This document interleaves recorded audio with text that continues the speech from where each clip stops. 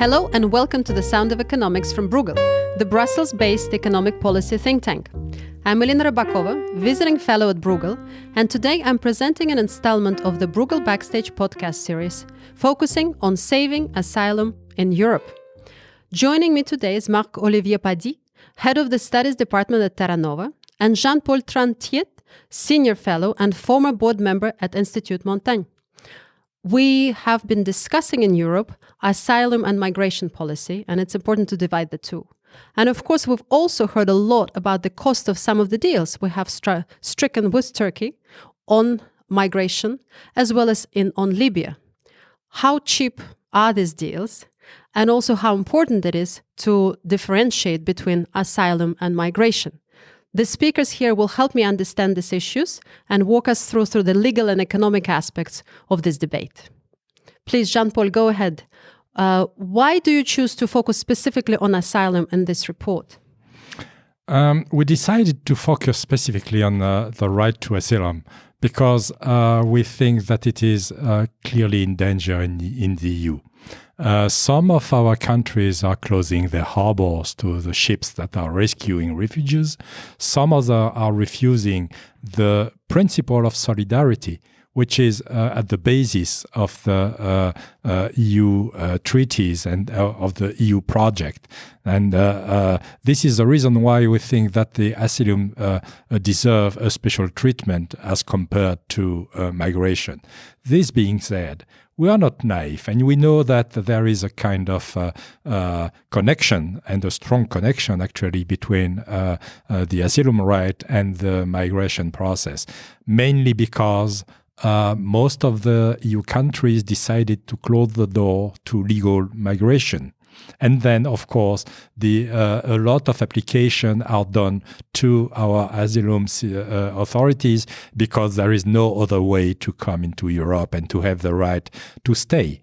Now, if we come to the deals that were done with some countries outside of the EU, the first point is that they are not cheap. They are costing a lot. Several billion euros. But what is probably most important is that they are costing a lot to our values. Some politicians have been very happy that their rivals have subsided, partially thanks to these deals. Now, of course, from the macroeconomic point of view, with the Federal Reserve and ECB tightening rates, Turkey might be on the brink of a financial crisis. Are you worried that these deals will become even more expensive going forward? This could be, of course. Turkey is in a very good situation to negotiate with Europe because the pressure on the political system, if a new wave should arrive in Europe, would be huge, of course. But even if the amounts are huge, counting 2 or 3 billion, it would not save Turkey from its economic bad shape and bad situation. So, as we said, it's also the moral cost of this deal, which is quite important. It's important with Turkey because it gives Turkey a level of pressure on Europe, but it's all the more difficult with a country like Libya, where we don't know really with who we are negotiating. Maybe sometimes we are negotiating directly with smugglers, which is, of course, morally uncomfortable. We have seen a lot of politicization of the debate on asylum. How do we propose to tackle that, to make the asylum decision process in Europe more independent from the political interference? Yes, that's one of our main points, is to say that there are great differences today when asylum seekers make applications to for this statute of asylum in Europe. And the situation is quite diverse in the countries in Europe, and especially on the independence of the agencies that grant or not. the asylum papers. So the first thing is that we should take away these kind of decisions from political interference and from political short view. It is the case in France, in fact, where the OFPRA, the agency which is in charge of this, is completely independent. And it is normal because it is an individual right to have access to the process of going through the personal situation. So that's our very important harmonization that would occur on the European level. If I can add a word, I think coming back to the differentiation between asylum and migration, we are not saying that migration should be managed by independent authorities, by technical bodies under the supervision of judges, because migration has a political dimension. This is not the case with asylum, which is a right granted under the Geneva Convention that is granted through the European treaties, and that is an individual right. You either fulfill the criteria for asylum or you don't. If you don't, you may apply for migration, legal migration, and there the politicians, I would say the politician circles, have a word, of course, to say, and but not for independent authorities that have to decide on application. And just a second precision, I think we are not saying that the process should be totally integrated at the European level. What we are looking or asking for is independent national authority that are coordinated by a EU agency which has of course to manage the process, check the consistencies, the consistency of the criteria that are applied, and also manage the principle of solidarity, that is the sharing between the different countries of the burden of, because it is a burden, we should not forget that, the burden of receiving asylum seekers in different countries. Regarding burden sharing, the recent agreements haven't been as successful as we had wished. How do you propose to move forward on burden sharing? There are, of course, a very difficult situation where some EU countries doesn't even accept the principle of solidarity. As far as I know, there is already an infringement action led by the EU Commission before the court against one of these countries. We think that it is time to be probably more active and more to put more pressure on the countries that are not complying with one of the main bases of the European Union process. Two ideas in this regard. The first one should be think about the budget arm.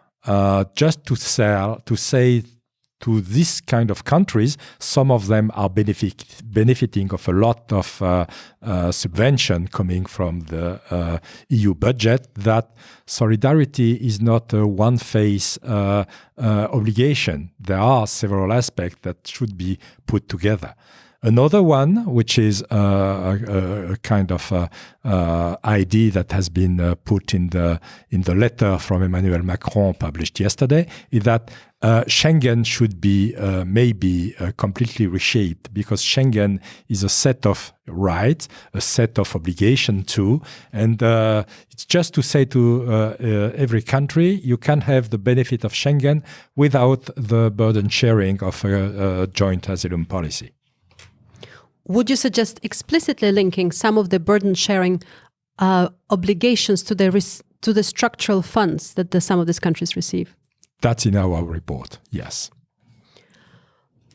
Could you explain a little bit more the issues with the first entry and the current Dublin regulations? What are the main concerns that you have and how do you propose to change them?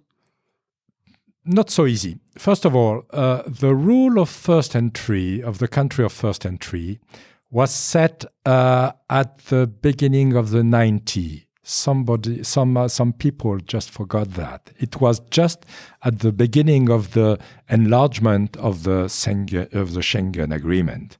And this was a condition that was imposed to some countries, in particular Italy, just to be accepted within Schengen.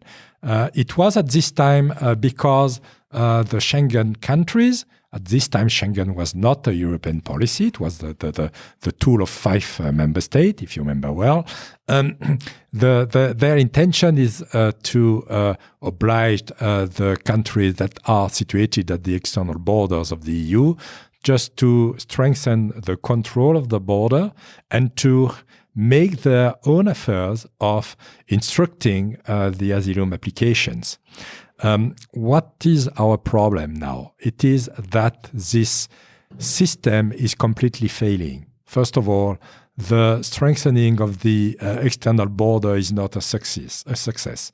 We know that there are hundreds of thousands of people that are not registered, that are just arriving to a country and just as quickly as possible leaving this country to go to another one, in particular France, Belgium, Germany, etc. We know that the system that was supposed to prevent multiple requests for asylum also failed, because it is possible to have multiple requests depending on the times you are remaining in the clandestinity. And this system, in fact, encourage and increase the number of secondary movement, that is movement from migrants from Italy to France and Germany, for example, or from Greece to the East European countries and also to Germany. So for all this reason, we think that it is not reasonable just to keep this system, and it is time to think to a new system, completely new system that is should be reshaped really completely. Yes, what we could imagine is something completely different, where we should have in the countries with European Mediterranean coast new centers to receive, so European receiving and processing centers where asylum seekers would come, and then they could request asylum in the member state of their choice, so member states would open offices within the centers and send agents there who will be tasked with processing applications in less than 1 month, so that it's manageable for everybody. And then we should, of course, have a kind of harmonization or equalization of the procedures between different countries. So even if asylum seekers say, I would like to apply in this country, if there are too many applications for this country, then the European agency would put them in other near other member states. And then, so that would be the good system to share the burden between the European countries, whereas the situation today is not satisfying at all. And also, one important thing is that we should have a European harmonization concerning the access to labor market, because there are very different situations throughout Europe, where in some countries like Germany, for example, asylum seekers are indeed refugees once they have their paper, are able to work quite quickly, and countries, on the contrary, like France, where they cannot, or they are not allowed at all to work, and that's not a good situation, because if people can access very early to the labor market, then their integration is easier. And so the goal, of course, of all our countries should be to have a better integration and to prepare the integration from the very beginning. And of course, training and orientation in the labor market is a key moment for this integration. In terms of the financial quantification of some of the recommendations, you've done a very helpful analysis of how much this new policies from the EU budget would cost all of us. We already to put it in perspective, we already know that the Turkey deal is at least 3 billion. So your proposals, how much would that cost as an additional spending from the EU budget? Yes, we made a special appendix. It's around millions. It's definitely not million. It's the estimate cost for the EU budget would be around 475 million, for example. And so we have the whole details in our report. You can find on our websites. So of course it's not so expensive as some people could fear. So more nuanced policies might actually turn out cheaper for the budget contributors in Europe. Definitely, and anyway, the chaos today is a bad situation for everybody. So we have to move from this situation. The questions sometimes appear regarding the pull factors, and those questions appear regards the asylum process as well as the general migration debate. How would you respond to those questions, saying that, look, we have better social systems in Europe, and therefore that provides a pull factor for people to come?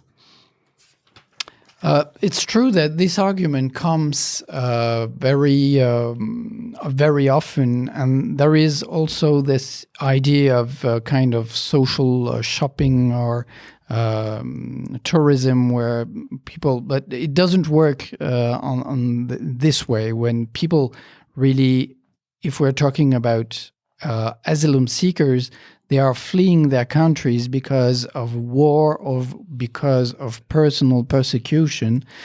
So it's not so much the pull factor, which is very dominant today. And also, if we change the European asylum system to save it, it doesn't mean that it would enforce this pull factor, because anyway we're dealing with individual rights. So at the end of the day, what the judge have to deal with, or the agencies have to deal with, personal situations and personal rights that have not necessarily anything to do with the economic outlook of the countries where they're coming from. Yes, definitely. The pull factor is not at stake with the protection of individual rights. What is the main pull factor in the current situation is that it's the absence of coordination, the absence of harmonization of our EU processes, depending on the member states, which make, to some extent, some candidates to migration select the countries through their will, make their application, and to try to, I would say, balance the risk of being detected as illegal immigrant and or to be accepted as a beneficiary of the asylum. What is also important, I think, is that Of course, we should, to put an end to this pooling factor, it is also important to show that first of all, EU countries are coordinated, that they are applying the same policy, that they are really wishing to comply with their duties according to the convention, Geneva Convention and the EU treaties, and also that they are ready to put in place common policies that will lead to send back to the country of origin people that are not accepted under the treaties, the application of the treaties application, and also that are not entitled to stay under another possibility of legal migration. Of course, we should differentiate the beneficiaries of the beneficiary of the asylum right and persons who has been rejected. How do you see the European spending on Frontex? Whether it's been efficient in your view and how that should evolve going forward? I think that Frontex is a good tool, but too little, not efficient enough. And Frontex should, of course, have more means, more agents, and a much more efficient integration with the national border control forces. This is important that the EU, at the end of the day, have a right to see and to help managing this control of our external borders. It would mean, of course, increasing sharply the means of Frontex. And the last question on integration. You know, my accepting asylum seekers is as much as winning hearts and minds as it is about economics. What would you be key recommendations on integration side of asylum seekers? Yes, the integration process should start as early as possible, and that means as early as they are really taking the first step on our borders, on our shores. So we should provide them as fast as possible with training and orientation programs. And also this starts, of course, with training for the languages and speaking, and also to learn some key attitudes in the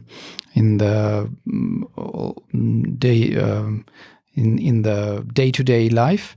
And then to open quite quickly the access to the labor market and to the working places, because in many countries we don't have the same regulations on this, and it's really a key moment for the success of integration is to get to labor and to have its own income. That brings us to the end of this episode. Thank you for listening to Bruegel Backstage on the Sound of Economics channel. And thank you to my guests, Marc-Olivier and Jean-Paul. If you're interested in more of Bruegel's work, we have an array of blog posts and publications available at our website, www.bruegel.org. I hope you'll join us again. Until the next time, bye-bye.